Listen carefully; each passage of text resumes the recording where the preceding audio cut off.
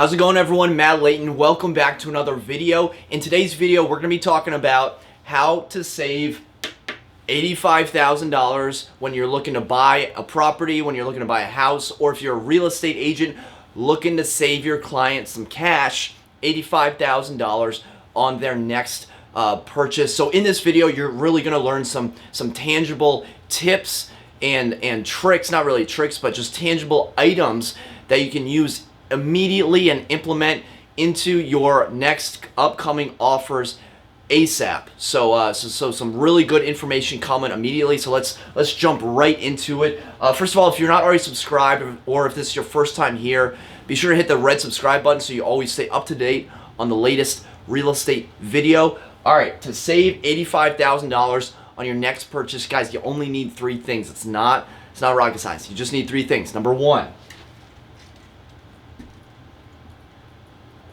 leverage. Gotta have leverage, all right? And the thing is, not every deal is gonna have leverage. I was working last year in DC. I'm in the Northern Virginia, DC market. I was working last year with a DC buyer looking to buy a row home, and when we met, he was trying to figure out how he can save $10,000, $20,000 on our offer. And what I was telling him is every single property that we're looking at, all the good properties, they're going to be going over list price. It's a hot market. You really can't save that much money. However, there are pockets, there are little opportunities. You can't get this for everyone in every hot market, but what you got to look for are the little pockets, the little areas, the properties in that hot market that you might be able to have the leverage for. Okay, so how do you find the leverage for properties in a hot market? Well, I'm going to tell you right now. First of all, number one, look for properties that have been on the market for a long time, over 100 days, over 200 days. These are the properties that other buyers have passed over. And at a certain point, a buyer is not even going to get off their couch to go see that property because they think there's going to be something wrong with it. Now, there very well may be something wrong with it, but this is an opportunity because other people aren't looking at it. So if a property has a lot of days on the market, that's a good opportunity. One other opportunity out there for a hot market is look for those properties that have the bad pictures, right? The agents that take it with their iPhone and their phone is their hand is covering part of the lens. You can see it in the corner, guys. If it looks bad online, buyers aren't going to want to get out of their couch to go see the property. So if it's old, right, lots of days on the market, if the pictures are bad, these are the opportunities in a hot market where you can have some leverage. Now, I want to continue to talk about leverage as we get into our next item on the list that you need, and that is negotiation. All right? So guys, how do you negotiate? Listen, I've been doing real estate for a little bit, and I think pretty much everything you do in life, whether it's getting groceries, convincing your girlfriend what Netflix show to watch, whatever it is, everything's negotiation. What I've found is being nice, being kind, working together is a very good way to negotiate. Being aggressive, being mean, being deceitful are not good ways to negotiate. So what I like to imagine is kind of imagine like a fence with I'm on one side, the listing agent's on the other side. I need to figure out how we can get this listing agent over here on my side. I feel like I'm a football coach, like drawing up a play. I got to figure out how I can get the listing agent on my side of the fence. We got to be working together. So how do you do this? One way to do it is to tell a story. So let me just give you an example. So my client saved $85,000. They closed last week, and one way that you can negotiate is to tell a story. So what I told the listing agent for this property is literally a real story. And guys, don't make up a story, guys. Actually have a real story. So I said, I called her up and said, okay, hey, just want to let you know, I just showed your property. It actually wasn't on our list. We were around the corner, at this property, which is listed for $315, and the other property, which was listed for $320,000. Saw the sign in the yard, decided to stop by since it was vacant. Noticed it was at $340,000. Also saw that it was the same floor plan, same bedrooms, same number of bathrooms, same square feet, same neighborhood, same parking situation. And my buyer is curious. He was just wondering what makes up the price difference between yours and the ones that we saw. So the goal of the story is to elicit some sort of price verification, right? If you say, why are you priced so high? Why are you overpriced? Do you want me to send you the comps? Like, these sort of direct attacks almost is gonna make the agent feel defensive. So what you want to do is kind of paint a picture like, hey, me and my buyer, we're out seeing the ones for 320. We're wondering why yours is 340. You're the expert, right? You're the listing agent. Guys, listing agents love to talk about their properties. Since you're the listing agent, I'd love to, tell my buyer and to convey the property's worth on why it's worth $340,000. And you say it in that tone. You don't be sarcastic about it. You don't, have another tone about it. You just honestly say, hey, would just love to know how we got at this price point. Guys, at that point, the floodgates opened up when I was talking to this agent. She was telling me all about it. She said the word overpriced about 4 times, so that was a good sign. And when I'm talking with her, I'm just listening. Guys, negotiation, all that is, it's just listening.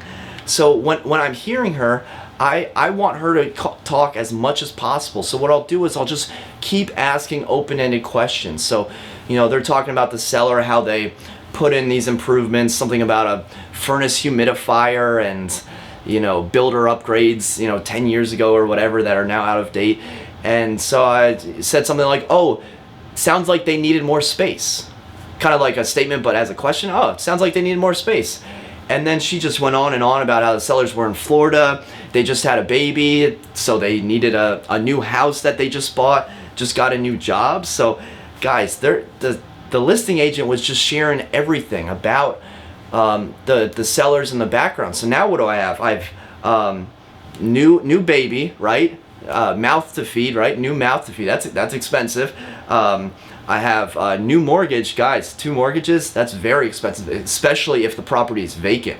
And then finally, I have out of state, guys. If a seller is out of state, that goes back to leverage. This is how you get more leverage. Look in the tax records. Where is that mailing address? Is it out of state, guys? If someone's in Florida, the last thing they want to think about is their property in Virginia that's vacant that they're losing money on every single month. Guys, these are tangible things that you can do as an agent, you can do as an individual, look up the tax records, or if you're talking directly to the listing agent, guys. And I've seen I try to respond to every single comment. I've seen, oh, they don't have to tell you that. No one's going to tell you that. You can't ask that. I'm here to tell you that you can ask that. Ask the agent, oh, looks like they wanted more space, right? This is a great house. What's making them sell? Just something so gentle, right? That allows them to tell you. They don't have to, but you'd be surprised. They will tell you a lot that you need to know. All right, so one last thing on negotiation. If we just try to skip all these other steps and just submit the lowball offer, well, that doesn't really like personalize things. The reason that we're having all these open conversations is to become a person on the other end of that contract. If we just try to submit the lowball offer and just send it over to them with no dialogue, it might just seem like a smash and grab, just smashing the glass, grabbing the cash, and there's no really human effect. So we're just trying to humanize it and gently ask them about their price and how they got there. So that's negotiation. And then our final point here, guys, is attitude. Okay, so guys, scale of 1 to 10. 10, you win the lottery. 1, something tragic happens. We always got to be around a 5. We got to be around a 4 to a 6, right? We can't be too emotionally swayed. We got to be thinking rational, because if you get emotional, you're gonna lose. You're gonna lose in 2 different facets. 1, you're gonna fall in love with the house, and you're gonna overpay. If I'm the listing agent, I know you're falling in love with the house. You're not saving $85,000. You're going $85,000 over. So you can't fall in love with the house if you want to save this kind of cash. Number 2 is if you know, take everything personally, right? If you blow up the deal because you get angry, because you get upset, maybe if you hadn't, you know, taken things personally or gotten upset, the deal would still be there and it would still be a good opportunity for you to save some money. So, you know, guys, think about when we act emotionally, right? Think about a time in your life when maybe in the heat of the moment, when everything was going on and it was crunch time, you acted and you did something emotionally, whether you talked to someone a certain way or you left the scene or whatever it was, and then, you know, when you finally had a moment to think about it and you look back on that situation, you're like, oh man, I wish I hadn't done that in the moment, right? So, you know, hindsight's 20/20. You don't want to be acting emotionally. That's gonna get you into some trouble, right? That's gonna be a cause for concern, and it's not gonna be a good opportunity to save cash. So when you're looking to buy a house, be sure you are looking at the big picture. Figure out a way to detach from your emotions, to step back, step out of your own skin, even step back, detach from your emotions, and look at the big picture, because that's how you're gonna win the big bucks. All right, so that's guys, that's all I got for you today. I hope you found this video helpful. Just to kind of recap, leverage, guys, you gotta find the pockets, even in hot markets, the areas, you know, look for ones, you know, houses that are days on the market is pretty high, right? The bad pictures, find the opportunities, even in the hot markets, they're out there. You need to be able to create your own leverage. Give the sellers what they want. Yeah, we're gonna close on your time frame, no problem. Dude, number 2, negotiation. Work with them. Talk with the sellers. Talk with the listing agent. Talk with the other agent. Get them on your side. Get them on your team. On your side of the fence there, on, you know, the offensive line over here from my football play. And then number 3 is attitude. Guys, listen, you got to have the right attitude. If you're acting emotionally, got bad news for you. You know, the opportunity to save a lot of cash when you're acting emotionally, it's just not gonna be there. You're just gonna be going up and down, and that's gonna cloud your judgment. So try to be even keeled, think rationally. It's not the end of the world, no matter what happens. So hope you found this video helpful. If you did, be sure to hit the thumbs up button, guys. I'd really appreciate it. And if you know anyone looking to buy a property and you think, you know, a negotiation video like this would help them, be sure to share it with them. Okay, thanks for watching. Until next time, create a productive day. Take care.